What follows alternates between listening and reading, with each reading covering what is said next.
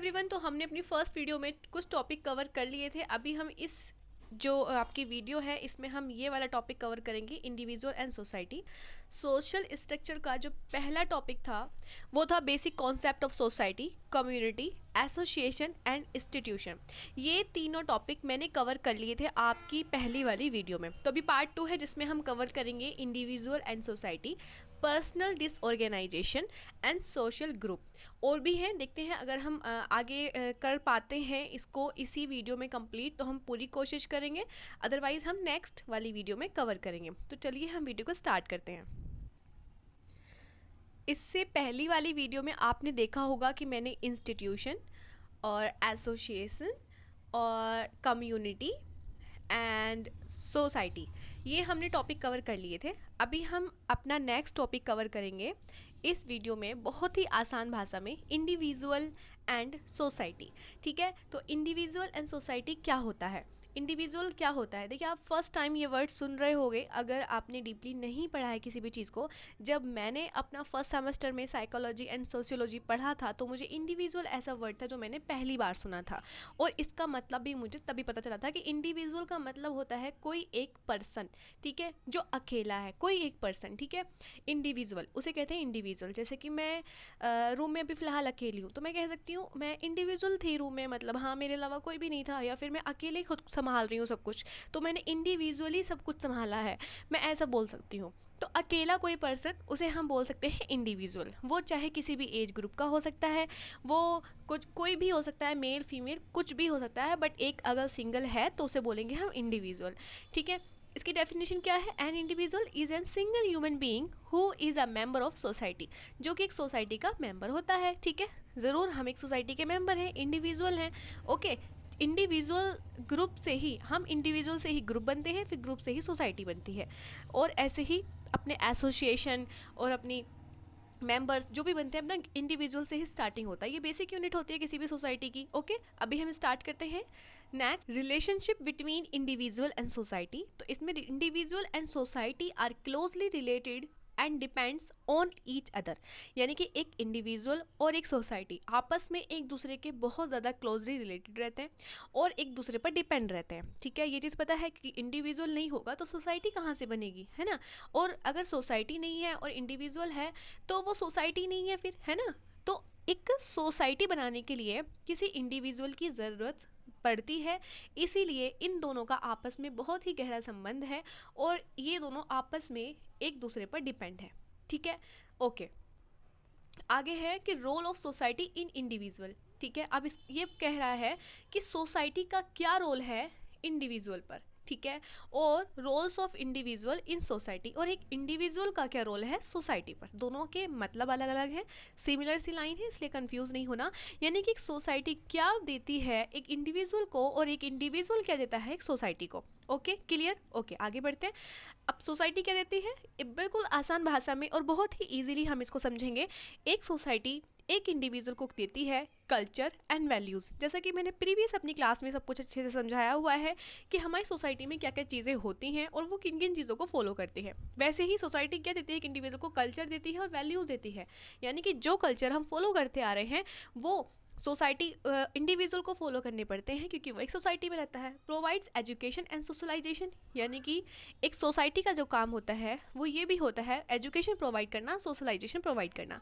ठीक है, third thing is develops personality, यानी कि एक सोसाइटी क्या करती है कि इंडिविजुअल की जो पर्सनैलिटी है उसको भी डेवलप करती है। प्रोवाइड्स सोशल आइडेंटिटी, यानी कि उसको एक पहचान देती है सोसाइटी में, और प्रोवाइड्स सिक्योरिटी एंड सपोर्ट, एक सोसाइटी एक इंडिविजुअल को सिक्योरिटी भी देती है और सपोर्ट भी करती है। ठीक है, तो ये जो रोल होते हैं वो आपकी सोसाइटी के होते हैं, इजी लैंग्वेज में, कि एक सोसाइटी हमें क्या दे रही है। तो ये सारी चीज़ें हैं जो वो हमें प्रोवाइड कर रही है। अब बात करते हैं कि एक इंडिविजुअल क्या दे रहा है। ठीक है, एक इंडिविजुअल क्या दे रहा है एक सोसाइटी को। अभी तक सोसाइटी दे रही थी हमें, है ना, अभी हम एक सोसाइटी को क्या दे रहे हैं, follows social norms and values, perform social roles and responsibility.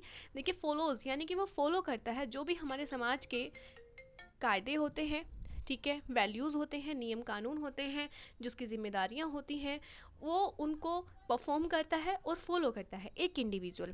Contribute to social developments, यानी कि वो योगदान देता है जितने भी समाज में डेवलपमेंट्स वाले काम होते हैं उनमें कंट्रीब्यूट करता है। ठीक है, फॉर एग्जांपल कोई भी कुछ भी है जिसमें एक दूसरे के सपोर्ट से वो काम होना है ना, और उसमें हमारा योगदान ज़रूरी है, हमारा योगदान ज़रूरी है, तो वहाँ पर एक जो इंडिविजुअल होता है वो वहाँ पर आकर अपना कंट्रीब्यूशन करता है। ओके, तो डेवलपमेंट्स यानी कि आगे विकास के लिए।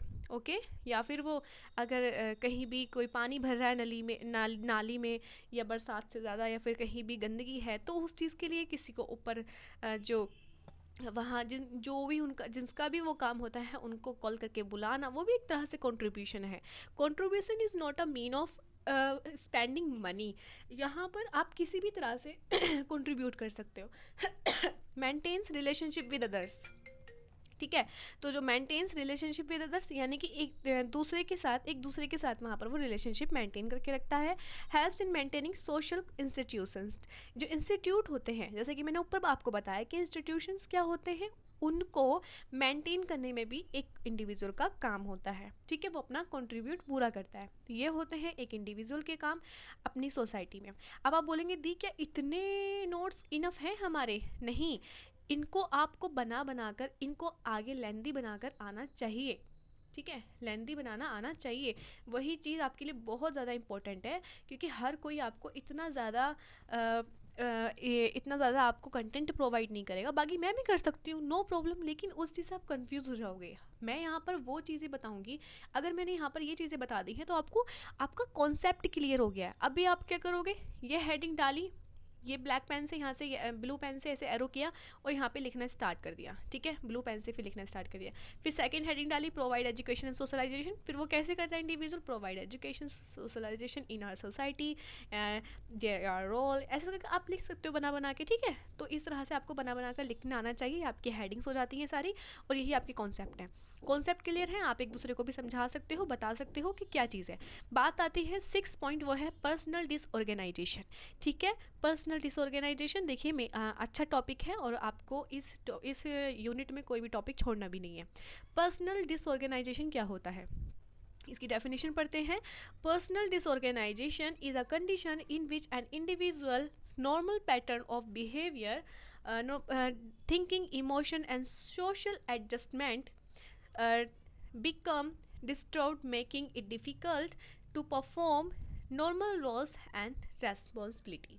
ठीक है, तो ये आपकी पर्सनल डिसऑर्गेनाइजेशन की आपका डेफिनेशन है, जो कि आपको क्या कहना चाह रही है कि ये एक ऐसी कंडीशन है जिसमें एक इंडिविजुअल एक नॉर्मल पैटर्न पर अपना व्यवहार और अपना सोचने समझने की जो थिंकिंग होती है, सोचना समझना, इमोशंस, ठीक है, इमोशंस यानी कि भावनाएं, और जो सोशल एडजस्टमेंट यानी कि जो सोसाइटी में जो समायोजन होता है, बिकम डिस्टर्ब्ड, अगर ये सारी चीज़ें यानी कि जो नॉर्मल पैटर्न ऑफ बिहेवियर यानी कि ऐसी स्थिति जिसमें जो व्यक्ति जिसका उसका व्यवहार, उसकी सोच, उसकी भावनाएं, उसका सोशल एडजस्टमेंट वो डिस्टर्ब हो जाए, making it difficult to perform normal roles and responsibility, वो इतना डिस्टर्ब हो जाए कि वो डिफ़िकल्ट हो, उसके लिए बहुत ज़्यादा डिफ़िकल्ट हो जाए परफॉर्म करना नॉर्मल रोल्स एंड रेस्पॉन्सिबिलिटी को। ठीक है, जो भी रोल्स होते हैं, जो उसके नियम, जो उसके खुद की जिम्मेदारियां हैं, वो उनको अच्छे से फिर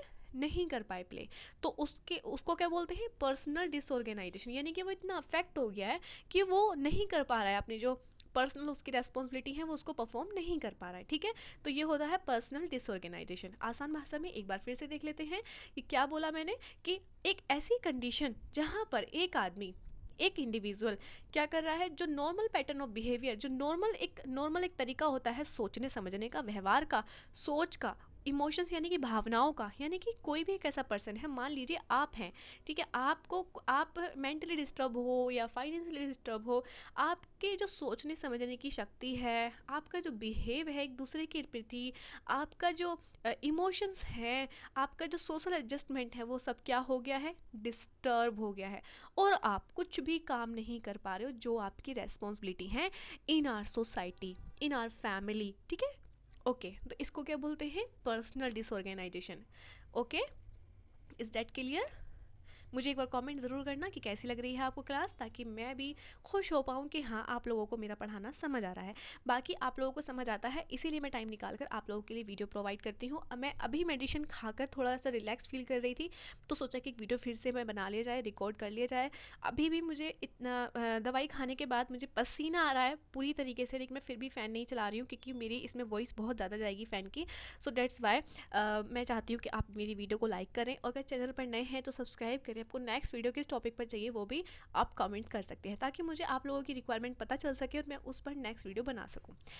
ओके, कॉजेज़ क्या होते हैं पर्सनल डिसऑर्गेनाइजेशन के? मैंने आपको बताया पर्सनल डिसऑर्गेनाइजेशन है क्या। अब उसके कॉजेज़ क्या है, कारण क्या है, आखिर क्यों हो रहा है ऐसा, क्यों हमारा ये जो normal pattern of behaviour, thinking, emotions, ये सारी चीज़ें क्यों डिस्टर्ब हो रही हैं, क्यों हो रही हैं? फैमिली प्रॉब्लम, कोई फैमिली प्रॉब्लम्स हो सकती है, क्या पता आपके मम्मी पापा ने आप लोग डांट दिया हो, है ना, आपके मम्मी पापा में कोई उनमें कोई झगड़ा हो गया, या उनमें से कोई बीमार हो, या फिर आपकी कोई फैमिली में कोई किसी की तबीयत खराब हो, कुछ भी हो सकता है, फैमिली प्रॉब्लम हो सकती हैं। फाइनेंशियल प्रॉब्लम, जैसे कि मैंने बताया था, फाइनेंशियल कंडीशन ठीक नहीं है, ठीक है। अनएम्प्लॉयमेंट, यानी कि आपके पास जॉब नहीं है। सोशल आइसोलेशन, यानी कि आप आइसोलेट हो सोसाइटी से, यानी कि दूर हो उनसे, कनेक्ट नहीं कर पा रहे हो किसी भी वजह से, ठीक है। फेलर, यानी कि आप फेलियर हो, किसी भी चीज़ को आप परफॉर्म नहीं कर पाए, उस चीज़ में आप फेल हो गए। मान लीजिए आपने नीट का एग्ज़ाम दिया, उसमें आपका नंबर नहीं आया, तो आप क्या हो गए, पर्सनल डिसऑर्गेनाइजेशन हो जाओगे, ठीक है। और फ्रस्ट्रेशन, यानी कि आप इरिटेट हो, फ्रस्ट्रेट हो, ठीक है। कॉन्फ्लिक्ट, यानी कि आप कॉन्फ्लिक्ट इन रिलेशनशिप, यानी कि आपके रिलेशनशिप में कोई लड़ाई झगड़ा चल रहा है। मेजर लाइफ चेंज, यानी कि लाइफ में एक साथ बहुत ज़्यादा चेंज आ गए, यानी कि मान लीजिए ऐसा नहीं होना चाहिए, लेकिन फिर भी हम मान लेते हैं कि किसी का एक साथ से कोई ऐसी इमरजेंसी आ गई जो नहीं आनी चाहिए थी एकदम से अचानक से, तब क्या होगा, पर्सनल डिसऑर्गेनाइजेशन। सब्सटेंस मिसयूज, यानी कि मिसयूज़, ठीक है। लेक ऑफ सोशल सपोर्ट, यानी कि कोई आपको सपोर्ट नहीं कर रहा है, ठीक है। तो ये सारे कॉजेज हो सकते हैं आपके पर्सनल डिसऑर्गेनाइजेशन के, ठीक है। आगे बढ़ते हैं, साइन एंड फीचर्स। देखिए बहुत ही प्यारी क्लास है, बहुत ही आसान भाषा में मैं आपको समझा रही हूँ। सोशोलॉजी आपको इजीली बहुत अच्छे से समझ में आ जाएगा, बहुत अच्छे मार्क्स भी आप ला सकते हो, लेकिन आपको अपनी तानेदी को सपोर्ट करना पड़ेगा, और तानेदी के साथ ऐसे ही अपनी पूरी बीएससी नर्सिंग कंप्लीट करनी पड़ेगी। मैं वादा करती हूँ आप लोगों से कि जब तक मैं स्वस्थ हूँ, ठीक हूँ, सही कंडीशन में हूँ, मैं आपको वीडियो प्रोवाइड करती रहूँगी जितना मुझसे हो सकेगा, ठीक है। मेरा भी 5th सेम चल रहा है, जो कि बहुत हार्ड है, और 6th सेम तो उससे भी ज़्यादा हार्ड है, और आगे आने वाले जो सेमेस्टर्स हैं वो बहुत ज़्यादा डिफ़िकल्ट मेरे लिए हैं, बट मैं फिर भी डे बाय डे आप लोगों को अच्छी क्वालिटी प्रोवाइड कर रही हूँ, ताकि मेरी ऑडियंस मुझसे ऐसे ही कनेक्टेड रहे और मुझे इसी तरह से प्यार देती रहे। साइन एंड फीचर्स, क्या साइन है, कैसे पता चलेगा कि हाँ कोई पर्सनल डिसऑर्गेनाइजेशन है, कैसे, क्या सिम्टम्स हैं? एंजाइटी एंड टेंशन, यानी कि उसको बहुत ज़्यादा टेंशन रहेगी, चिंता रहेगी। लेक ऑफ मोटिवेशन, यानी कि उसे मोटिवेशन की कमी रहेगी। सोशल विड्रॉल, यानी कि वो सोसाइटी में रह के बात भी नहीं कर पाएगा, वो खुद को विड्रॉल कर लेगा, डिसकनेक्ट कर लेगा। डिफ़िकल्टी परफॉर्मिंग डेली रेस्पॉन्सिबिलिटी, यानी कि जो डेली की उसकी रेस्पॉन्सिबिलिटी है उसको परफॉर्म करने में उसे बहुत डिफ़िकल्टी होगी। पुअर एडजस्टमेंट, यानी कि उसका जो एडजस्टमेंट होगा सोसाइटी में वो बहुत ज़्यादा पुअर हो जाएगा। सोसाइटी का मतलब यही नहीं कि बाहर के लोगों से, सोसाइटी आपकी फैमिली से स्टार्ट होती है, ठीक है। आपकी फैमिली में भी इमोशनल इंस्टेबिलिटी, यानी कि वो इमोशनल इतना ज़्यादा वीक हो जाएगा कि उससे कोई भी कुछ बात बोलो एकदम से रोने लग जाता है वो, है ना, और वो एकदम से कभी कभी गुस्सा करने लग जाता है, यही इमोशनल इंस्टेबिलिटी होती है। चेंजेस इन बिहेवियर, यानी कि उसके बिहेवियर में बहुत ज़्यादा चेंजेस आ गए। पहले वो अच्छा खासा था, हंसता था, लेकिन अब ऐसा कुछ भी नहीं है, अब तो वो बहुत शांत रहता है, बात भी नहीं करता किसी से। तो ये होते हैं उसके साइन एंड फीचर्स, ठीक है, एक सोशल डिसऑर्गेनाइजेशन के। बात करते हैं इफेक्ट्स, ये क्या किस चीज़ पर इफेक्ट कर सकता है आपका सोशल डिसऑर्गेनाइजेशन? तो पुअर फैमिली रिलेशनशिप, आपकी फैमिली रिलेशनशिप जो भी है वो बहुत ज़्यादा बेकार हो जाएगी, है ना। पुअर का मतलब गरीब से ही नहीं होता कि फाइनेंशियल कंडीशन अच्छी नहीं है तो वो पुअर हो गया, नहीं। पुअर का मतलब होता है खराबी हालत, आपकी फैमिली रिलेशनशिप आपसे ख़राब हो जाएगी, यानी कि जो आपके रिश्ते हैं आपकी फैमिली से वो ख़राब हो जाएंगे। पुअर वर्क, आप अच्छे से काम नहीं कर पाओगे। एकेडमिक परफॉर्मेंस नहीं आप अच्छे से कर पाओगे। सोशल आइसोलेशन, यानी कि आप सोसाइटी से आइसोलेट कर लोगे, किसी से कनेक्ट नहीं करोगे। डिफ़िकल्टी एडजस्टिंग टू सोसाइटी, है ना, आप उसको एडजस्ट नहीं कर पाओगे सोसाइटी को। और रिड्यूस क्वालिटी ऑफ लाइफ, आपकी जो क्वालिटी है लाइफ की वो रिड्यूस हो जाएगी, यानी कि वो कम हो जाएगी, ठीक है। आपकी हेल्थ और भी बहुत सारी चीज़ें हैं उसकी क्वालिटी में जो है आप रिड्यूस हो जाओगे, ठीक है। ओके, प्रिवेंशन, इस चीज़ को रोका कैसे जा सकता है, आखिर कैसे रोकें हम पर्सनल डिसऑर्गेनाइजेशन को? तो strong family and social support, है ना। तो आपकी अगर आप कैसे रोका जा सकता है? एक फैमिली सपोर्ट से, सोशल सपोर्ट से। यानी कि अगर आप नीट में फ़ेल हो गए हो, कोई एग्ज़ाम दिया आपने, अच्छा परफॉर्म नहीं कर पाए, तो आपकी फैमिली जो है अगर वो आपको तसल्ली दे रही है और आपकी जो सोसाइटी है वो बोल रही है अरे कोई बात नहीं, हो गया तो क्या हो गया, मेरे बेटे का भी तो नहीं हुआ, तेरा भी नहीं हुआ तो क्या हो गया, अगले अगली साल दे देना। ये होता है सोशल सपोर्ट। ऐसा नहीं आके ताना मारे सोसाइटी हमें, ओहो मेरे बेटे के तो इतने मार्क्स हैं, आपकी कैसे नहीं आए, तुम्हारा बेटा पढ़ता नहीं होगा। तो ये होता है आपका और ज़्यादा डीमोटिवेट करना। तो ऐसे प्रिवेंट किया जा सकता है अगर आपकी सोसाइटी प्रोवाइड सपोर्ट करती है और आपकी स्ट्रॉन्ग फैमिली है। प्रॉपर एजुकेशन यानी कि अच्छा ज्ञान होना चाहिए। हेल्दी कॉपिंग मैकेनिज्म, यानी कि कॉपिंग मैकेनिज्म का मतलब होता है किसी भी कंडीशन से लड़ने की क्षमता वो हेल्दी होनी चाहिए। यानी कि आप इतने स्ट्रॉन्ग होने चाहिए मेंटली कि आप उस चीज़ को कॉपी कर पाओ, यानी कि सहन कर पाओ, बर्दाश्त कर पाओ। काउंसलिंग वैन नीडेड, यानी कि जब आपको ज़रूरत है तब आप काउंसलिंग कर पाओ, यानी कि उस चीज़ को जब आपको नीड है आप तब उस चीज़ को परफॉर्म करो। ठीक है। गुड कम्युनिकेशन, अच्छा बातचीत करने का अच्छा तरीका होना चाहिए, आप अच्छे से बात करो। पार्टिसिपेशन इन सोशल एक्टिविटीज़, और जो भी सोशल एक्टिविटीज़ होती हैं उसमें आप पार्टिसिपेट करो। उस चीज़ से हम प्रिवेंट कर सकते हैं अपने सोशल डिसऑर्गेनाइजेशन को। ठीक है। ओके। नेक्स्ट टॉपिक है सोशल ग्रुप। देखिए बहुत मोस्ट ऑफ इम्पोर्टेंट है और आपके एग्जाम के नज़रिए से भी बहुत ज़्यादा इंपॉर्टेंट है, इसलिए स्किप नहीं करना है, आपको अच्छे से पढ़ना है। सोशल ग्रुप्स क्या होते हैं, बात करते हैं सोशल ग्रुप्स के। देखिए सोसाइटी आपने पढ़ा, अब सोशल ग्रुप पर बात आ चुकी है। हमने इतने सारे टॉपिक हम जब कवर करते जा रहे हैं ना, तो उनका सीधा सीधा मतलब यही है कि उन धीरे धीरे धीरे लेवल अप करना। हमने सोसाइटी पढ़ा, इंस्टीट्यूशन पढ़ा, एसोसिएशन पढ़ा, सोशल डिसऑर्गेनाइजेशन पढ़ा, अब हम पढ़ रहे हैं सोशल ग्रुप्स। देखिए इंपॉर्टेंट है, मैं चाहती हूँ कि आप आराम से ध्यान से पढ़ें, और मुझे बिल्कुल भी नहीं चाहिए कि मेरे जो स्टूडेंट्स हैं, मेरे जो सब्सक्राइबर्स हैं, उनके कम मार्क्स आएँ। मैं चाहती हूँ आपके मार्क्स बहुत अच्छे आएँ और आप मुझे कमेंट करें आकर अपने रिजल्ट वाले दिन की, दीदी आपकी वजह से हमारे इतने अच्छे मार्क्स आए। मुझे और कुछ भी नहीं चाहिए, बस आपका रिजल्ट अच्छा चाहिए। ठीक है। तो यहाँ पर डेफिनेशन क्या है सोशल ग्रुप्स की? Social groups is a collection of 2 or more individuals who interact with one another. Social group एक ऐसा कलेक्शन होता है जो दो या दो से भी ज़्यादा इंडिविजुअल्स आपस में इंटरेक्ट करते हैं एक दूसरे से। ठीक है। शेयर कॉमन इंटरेस्ट, और अपने जो कॉमन इंटरेस्ट होते हैं वो एक दूसरे के जो उन शेयर करते हैं। ठीक है। और जो गोल्स होते हैं वो शेयर करते हैं। यानी कि मान लीजिए सोशल ग्रुप से, हम मान लेते हैं ये सोशल ग्रुप से, ठीक है, ये फैमिली मान लो या फिर सोसाइटी मान लो। यहाँ पर चलो हम एक सोसाइटी को लेके चलते हैं सोशल ग्रुप में। ठीक है। हम एक फैमिली को लेके, सोसाइटी को लेके चलते हैं। तो यहाँ पर इस घर से बंदा एक उतर के आता है, इस घर से एक बंदा उतर के आता है, इस घर से एक बंदा उतर के आता है। अब ये आपस में खड़े हुए बात कर रहे हैं, और एक बोल रहा है यार मेरे को तो नीट का एग्ज़ाम देना है, या फिर कोई भी एग्ज़ाम मान लो, मैं नीट का जो है आपको इसलिए बोल रही हूँ कि मेरे ज़बान पे बार बार वही आ रहा है, इसलिए। कुछ भी हो सकता है, यूपीएससी हो सकता है, यूपीसी नेट हो सकता है, कुछ भी हो सकता है। ठीक है। वो बोल रहा है कि यार मुझे तो वाला एग्ज़ाम देना, मैं जा रहा हूँ, बस मेरे को ना बैच बाय करना है, मुझे ये करना है। एक बोलेगा यार मेरे पापा तो किसान हैं तो मैं तो खेती करूँगा। वो अपनी क्या कर रहे हैं, गोल, अपने गोल एक दूसरे के साथ शेयर कर रहे हैं, इंटरेस्ट। दूसरा बोल रहा है यार मैंने वो वाली मूवी देखी और मेरे को तो बड़ा अच्छा लगा, यार तू भी देखेगा वो मूवी। यही तो सोशल ग्रुप्स है। एक से दो से ज़्यादा जो इंडिविजुअल आपस में आकर बात कर रहे हैं एक दूसरे के साथ और शेयर कर रहे हैं अपने इंटरेस्ट को और गोल्स को, have a sense of belonging. आपस में एक बिलोंग यानी कि एक व्यवहार ऐसा बना रहे हैं जो एक प्यार का माहौल है ना।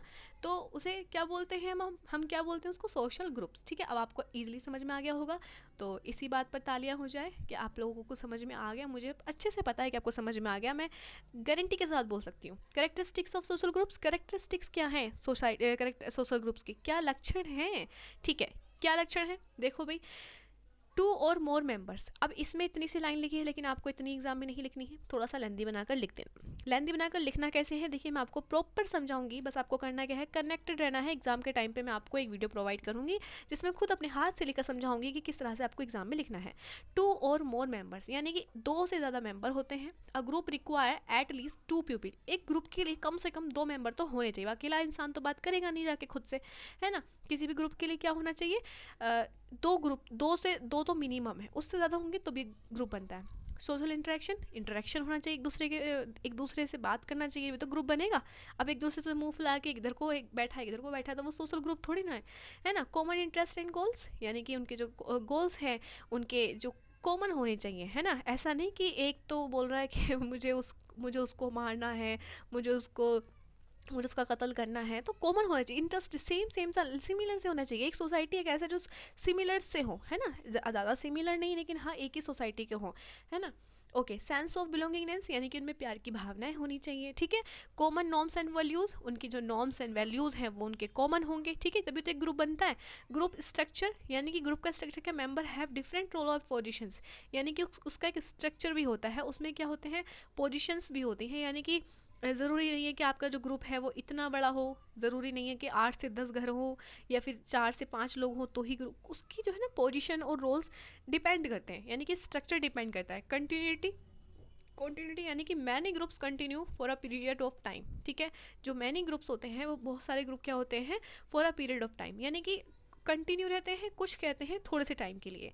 ग्रुप आइडेंटिटी, एक ग्रुप की कुछ ना कुछ आइडेंटिटी रहती है। Members recognize themselves as a part of a group, यानी कि उसको खुद को रिकॉग्नाइज कराना पड़ता है कि वो एक उस ग्रुप का हिस्सा है, ठीक है। ऐसा नहीं है कि वो नहीं बताएगा, उसको बताना पड़ेगा कि हाँ मैं इस ग्रुप का हिस्सा हूँ। ग्रुप क्या होते हैं, चलिए मान लेते हैं, अब ग्रुप तो हमने देख लिया।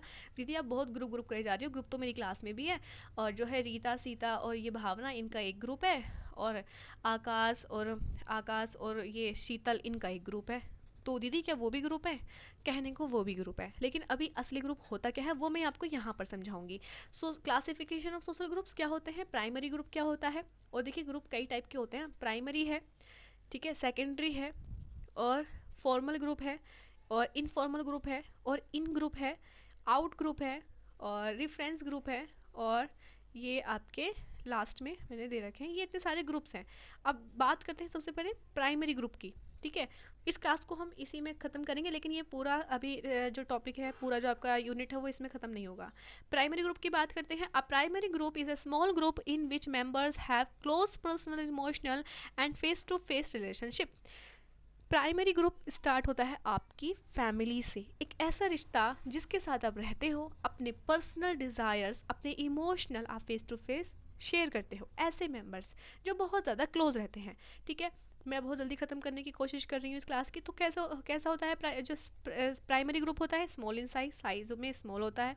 क्लोज रिलेशनशिप यानी कि उनका जो रिलेशनशिप होता है काफ़ी क्लोज होता है, जैसे कि आपस में पति पत्नी हो सकते हैं, माता पिता हो सकते हैं, बेटा माँ बेटा हो सकते हैं, बाप बेटी हो सकते हैं, एक फैमिली हो सकती है, वही होता है आपका प्राइमरी ग्रुप।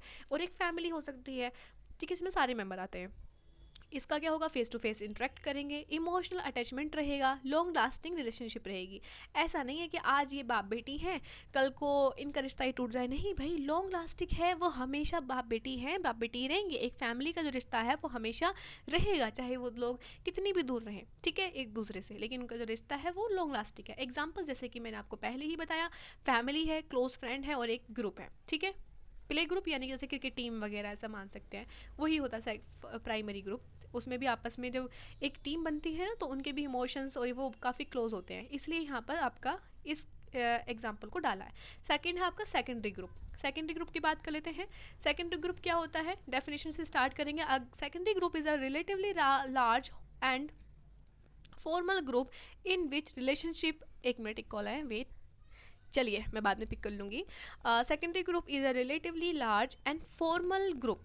अब ये सेकेंडरी ग्रुप क्या होते हैं, ये लार्ज होते हैं यानी कि थोड़े बड़े होते हैं, और फॉर्मल होते हैं, ठीक है। फॉर्मल यानी कि प्रोफेशनल होते हैं, आपस में प्रोफेशनल बातें होती हैं। Which relationship are mainly based on specific goal and activities. इन लोगों, ये जो ग्रुप बनता है ना, ये किसी न किसी एक स्पेसिफिक गोल को अचीव करने के लिए, किसी भी एक्टिविटी को प्ले करने के लिए बनता है। सेकेंडरी ग्रुप ऐसे ही नहीं बनता, वो फैमिली नहीं होती, उसका कोई ना कोई एक मकसद होता है, उसको एक स्पेसिफिक गोल को प्राप्त करने के लिए, जैसे कि कुछ भी हो सकता है। ओके, अभी हम आगे पढ़ेंगे तो आपको समझ में आ जाएगा। करेक्टरिस्टिक्स क्या है, यूजली लार्ज इन साइज, अब ये साइज में बड़ा होगा, ठीक है। ये प्राइमरी जो था छोटा था, दो रिश्ते हो सकते हैं, फैमिली हो सकती है। इसमें क्या है, ये फॉर्मल रिलेशनशिप होगा, यानी कि एक प्रोफेशनल रिलेशनशिप होगा, वो सिर्फ फालतू की बात नहीं करेंगे, सिर्फ अपने काम से काम रखेंगे। गोल ओरिएंटेड यानी कि गोल को टारगेट करके रखेंगे। लेस इमोशनल अटैचमेंट यानी कि आपस में कोई इमोशनल अटैचमेंट नहीं रहेगा। लिमिटेड पर्सनल इंटरेक्शन, आपस में लिमिटेड पर्सनल इंटरेक्शन रहेगा, यानी कि खाना वाना खाया और अपने अपने कमरे में चले गए, या फिर अपने अपने घर चले गए, या फिर सुबह को आए ड्यूटी की, ठीक है, फिर अपने घर चले गए, उनका इंटरेक्शन कम होगा, लिमिटेड होगा, काम के नज़रिए से ही होगा। ये सारी हेडिंग्स हैं, इनको बना बना कर अपना जो है हिंदी में भी सॉरी ब्लू पेन से ये हेडिंग्स मेंशन करना, उसके बाद ऐसा लिखना, ठीक है, वरना तो आपकी पिटाई करूँगी अगर आपने सिर्फ इतना ही लिखा तो ये एग्जाम की नज़र से इनफ नहीं है। इसमें आपको थोड़ा सा डिस्क्राइब करके लिखना है। एग्जांपल्स की बात करें, स्कूल है, कॉलेज है, हॉस्पिटल स्टाफ है और प्रोफेशनल ऑर्गेनाइजेशन है, तो ये होते हैं एग्जाम्पल। जैसे कि मैंने आपको बताया कि स्कूल आए, बच्चे आए, पढ़ने आए और अपना पढ़ के चले गए, लेकिन कम इंटरेक्शन हुआ, इमोशनली कम अटैच हैं, लेकिन ग्रुप में क्या है, लार्ज है, नंबर लार्ज है, कॉलेज है, हॉस्पिटल स्टाफ है, और ये भी आपके प्रोफेशनल ऑर्गेनाइजेशन है, ठीक है, मैनेजमेंट ऑफ द कॉलेज, कुछ भी हो सकता है। ओके, तो ये आपके एग्जाम्पल्स हैं। बात करते हैं फॉर्मल ग्रुप की। तो फॉर्मल ग्रुप क्या है? A formal group is a group that is deliberately organized with specific object, rules and responsibility। Formal का आपको पता है, एक प्रोफेशनल, ठीक है, जैसे कि वो एक ऐसा ग्रुप है जहाँ पर वो ऑर्गेनाइज्ड होता है एक स्पेसिफिक ऑब्जेक्टिव्स के लिए, यानी कि किसी एक विशेष काम के लिए, जिसमें वहाँ पर रूल्स होते हैं और रेस्पॉन्सिबिलिटी और आपकी जिम्मेदारियाँ होती हैं। वहाँ पर आप अपनी जिम्मेदारी को पूरा करने के लिए आपने ऑर्गेनाइज किया है एक ऐसा ग्रुप जिसे हम कहते हैं फॉर्मल ग्रुप। जैसे कि एग्जाम्पल सब समझ जाएंगे, हॉस्पिटल की कमेटी है, नर्सिंग एसोसिएशन है और आपका कॉलेज कमेटी है। तो ये आपके एग्जाम्पल हैं, यानी कि इनमें कुछ रूल्स होते हैं, रेस्पॉन्सिबिलिटी होती हैं और ये एक प्रोफेशनल होते हैं, ठीक है, इसे बोलते हैं फॉर्मल ग्रुप। ओके, बात करते हैं इनफॉर्मल ग्रुप की। तो इनफॉर्मल ग्रुप क्या होते हैं? Definition, an informal group is a group that develops naturally through personal relation और common interest without formal rules.